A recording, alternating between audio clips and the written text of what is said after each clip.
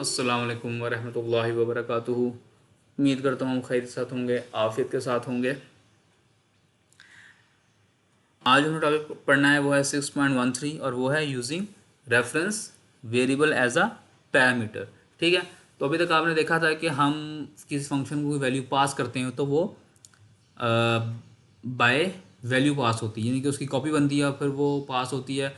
और उस कॉपी पे वो फंक्शन कुछ भी चेंजेस करे तो वो जो ओरिजिनल वैल्यूज उसको पास हुई हैं उस पर कोई इफेक्ट नहीं आता। इसकी मिसाल मैंने आपको ऐसे दी थी कि अगर मैं आपको अपने नोट्स दूँ फोटोकॉपी करा के, तो उस फोटोकॉपी के ऊपर आप जो मर्ज़ी करते रहें, जो मर्ज़ी लाइनें लगाएं, जो मर्ज़ी लकीरें लगाएं, जो मर्ज़ी तस्वीरें बनाएं, उस के ऊपर जो मर्ज़ी करें आप, उसका इफेक्ट मेरी ओरिजिनल कॉपी के ऊपर नहीं आएगा। तो अभी तक हमने उसको हम कहते हैं कि हम फंक्शन को पास कर रहे हैं वैल्यू, मतलब डाटा पास कर रहे हैं बाय वैल्यू। तो अभी तक आपने जितने भी फंक्शंस पढ़े हैं उनको हम जो आर्गूमेंट पास करते हैं वो बाय वैल्यू पास करते हैं, यानी कि उन आर्गूमेंट्स का फंक्शन जो मर्जी चेंज करे उनमें कोई तब्दीली नहीं आती है। जो ओरिजिनल जो पैरामीटर्स हैं उनमें तब्दीली नहीं आती है। व्हेन यूज इसका कॉन्सेप्ट पढ़ लेते हैं हम।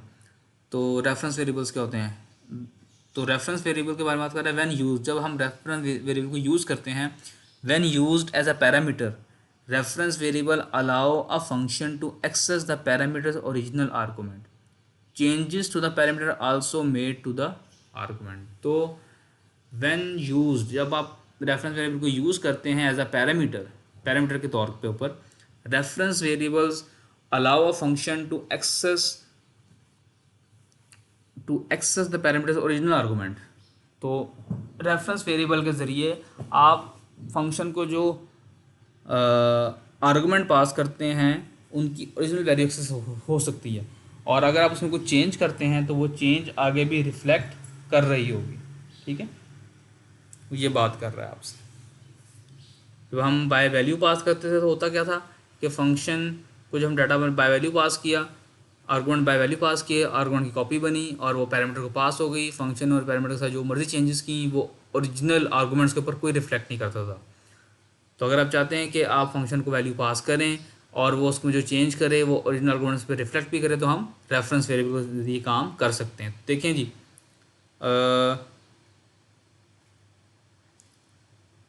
earlier you saw that arguments are normally passed to a function by value, and that the function cannot change the source of the argument.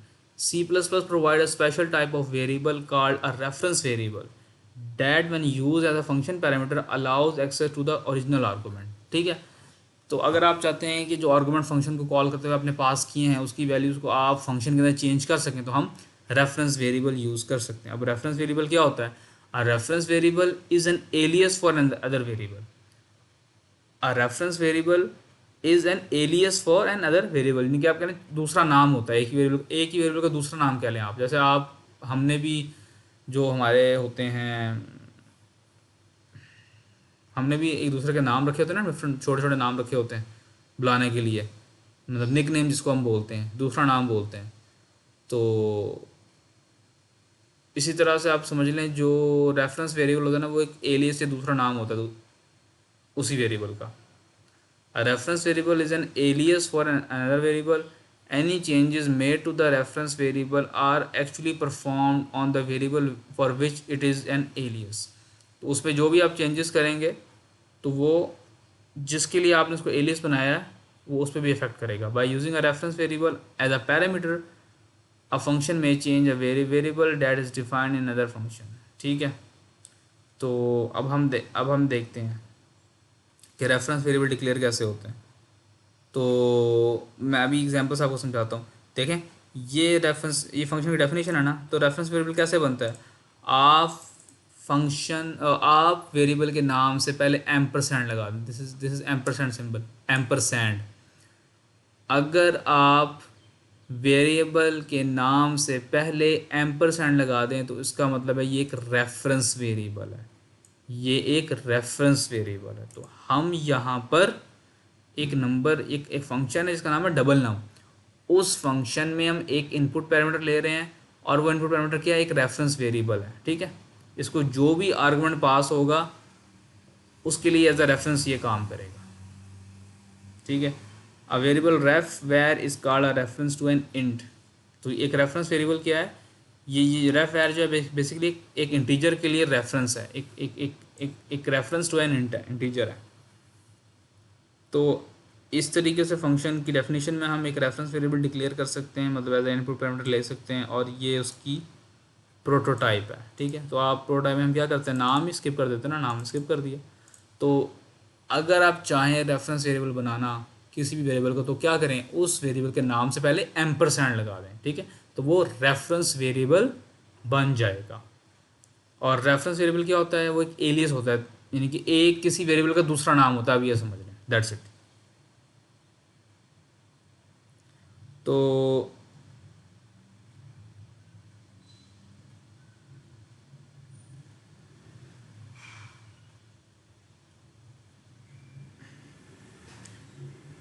इस एग्जांपल से हम जो है ना वो इस रेफरेंस वेरिएबल का फंक्शन समझते हैं।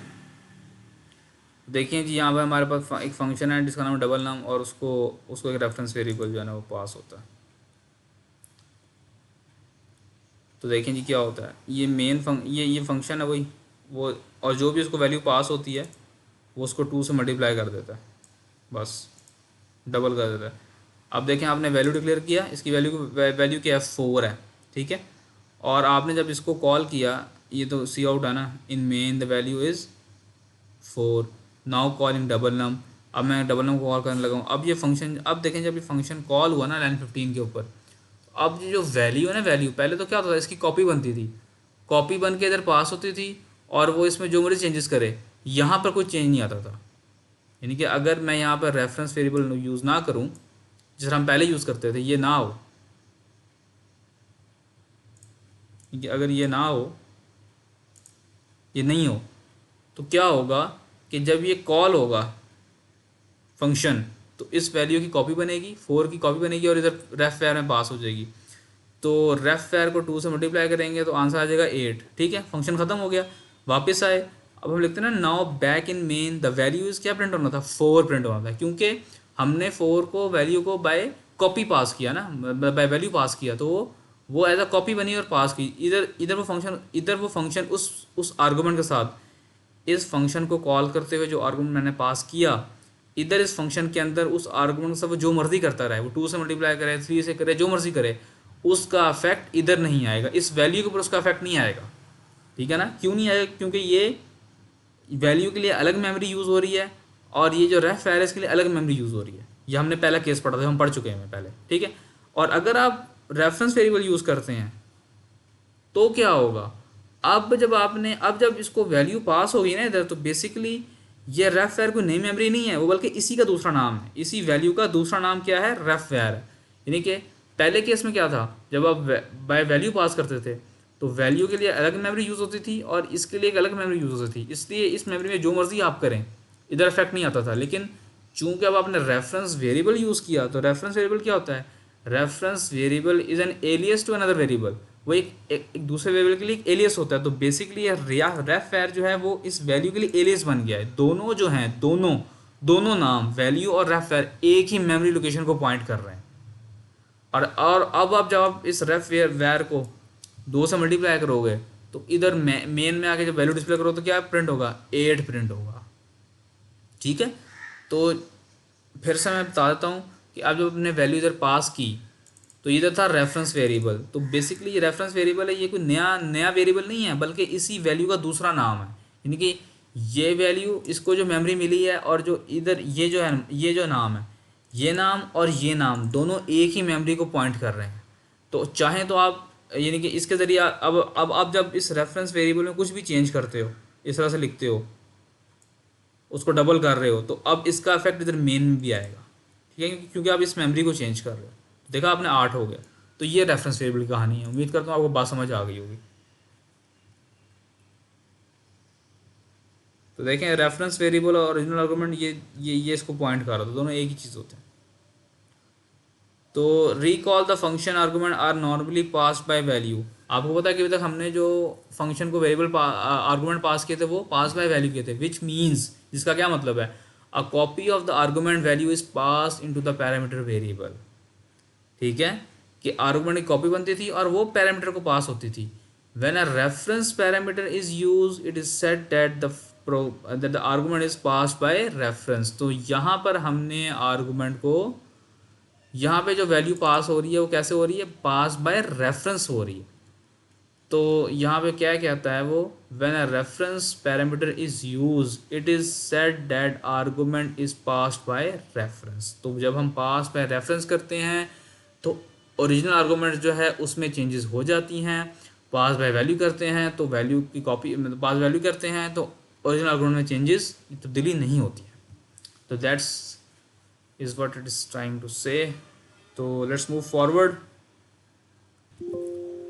तो अब हम देखते हैं यहाँ पे हमने इस प्रोग्राम में दो फंक्शंस हैं हमारे पास, डबल नम और गेट नम, और दोनों को एक एक रेफरेंस वेरिएबल पास हो रहा है। गेट नम क्या करता है, यूज़र से नंबर लेता है, ठीक है, इसके अंदर, और डबल नम क्या करता है, उसको डबल कर देता है। तो देखिए हमने क्या किया, तो यहाँ पर हम देखते हैं कि इस मेन फंक्शन के अंदर क्या हो रहा है कि एक वेरिएबल इंटीजर टाइप को डिक्लेयर किया और हमने ये देखें ये वैल्यू पास की, हमने फंक्शन कॉल किया गेट नम का। अब ये वैल्यू कैसे पास हो रही है, इसको बाय रेफरेंस पास हो रही है, देख रहे हैं ना, बाय रेफरेंस पास हुई है।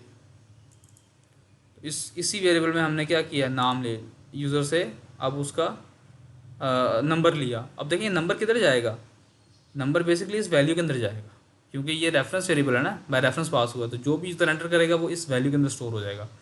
और फिर डबल नम का फंक्शन वही जो हमने पहले कॉल किया था, तो वो उसको डबल कर देगा और प्रिंट कर देगा।